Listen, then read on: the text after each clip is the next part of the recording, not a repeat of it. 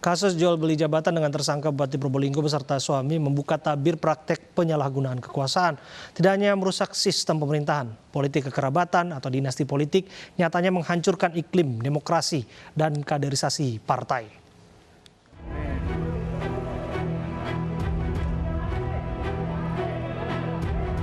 Ada kemesraan di gedung KPK. Sebagai kepala rumah tangga, sang suami Hasan Aminuddin menanti istrinya yang juga Bupati Probolinggo, Puput Tantriana untuk jalan bersama-sama memasuki gedung KPK. Keduanya tiba di gedung KPK usai diciduk atas kasus suap beli jabatan kepala desa.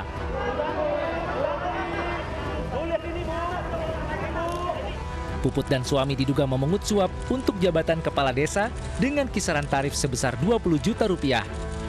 Dalam operasi ini, KPK menetapkan 22 tersangka yang 5 diantaranya telah ditahan. KPK menyita berbagai dokumen dan barang bukti uang tunai 362,5 juta.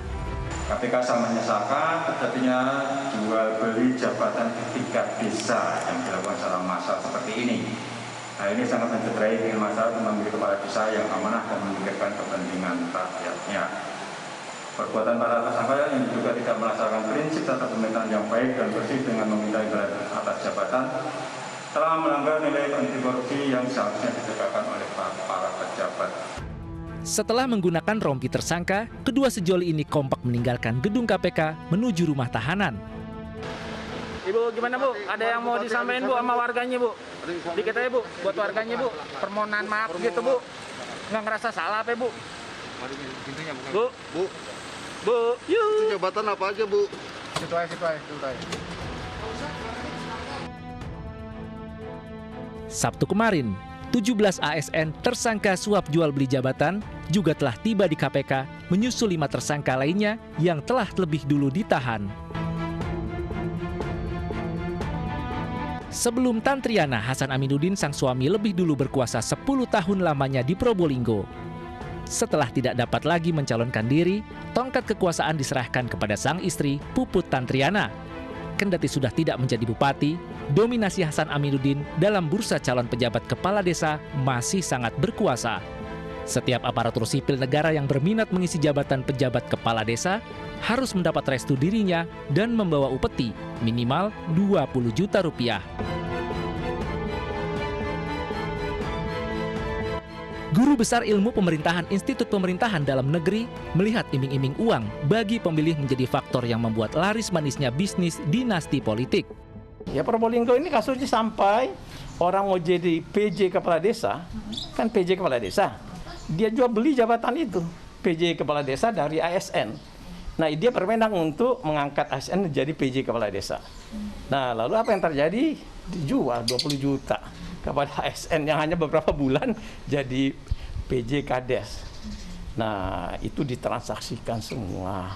Jadi politik dinasti ini efek buruknya juga adalah yang paling serius itu birokrasi dipolitisasi.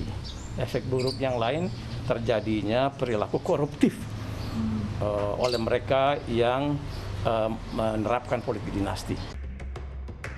Pengunduran jadwal pemilihan kepala desa ternyata menjadi celah hasrat korupsi Hasan dan istri. Tercatat ada 252 pos kepala desa yang kosong dan diincar oleh sejumlah ASN.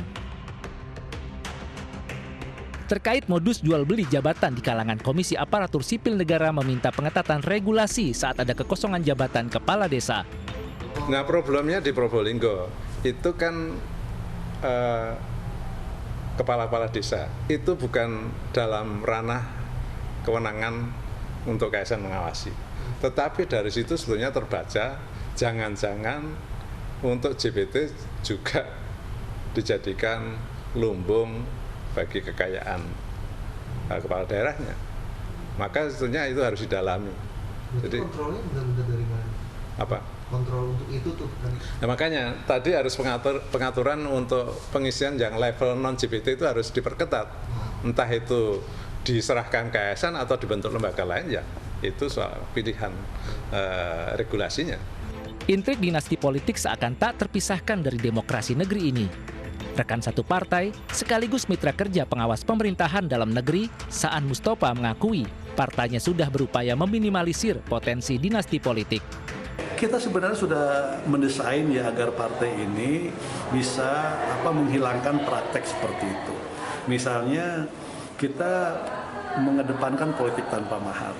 Nasdem tidak pernah mentransaksikan dukungan terkait dengan pencalonan kepala daerah itu dalam bentuk hal-hal yang sifatnya pragmatis, apakah itu materi, mahar ataupun yang lain-lain.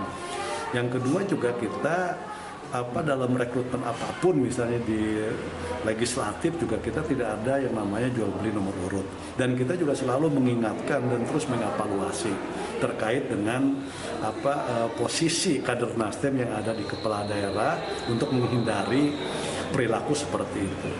Nah, apa yang terjadi di Probolinggo menurut saya ini juga bagian dari sebuah pelajaran ke depannya, walaupun Nasdem sudah mendesain kebijakan-kebijakan politik untuk mencegah itu dan juga sering mengingatkan, kan selalu ada kejadian di lapangan. Nah, ini juga menjadi salah satu pelajaran ke depan untuk terus memperketat pengawasan terhadap seluruh kader yang menjadi kepala daerah dan sekaligus juga untuk bahan evaluasi dalam rekrutmen pejabat-pejabat publik di kedepannya.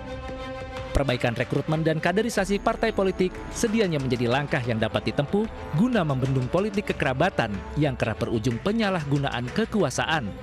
Pemilih juga dituntut jeli dalam memilih agar tidak semakin menumbuh suburkan budaya korupsi.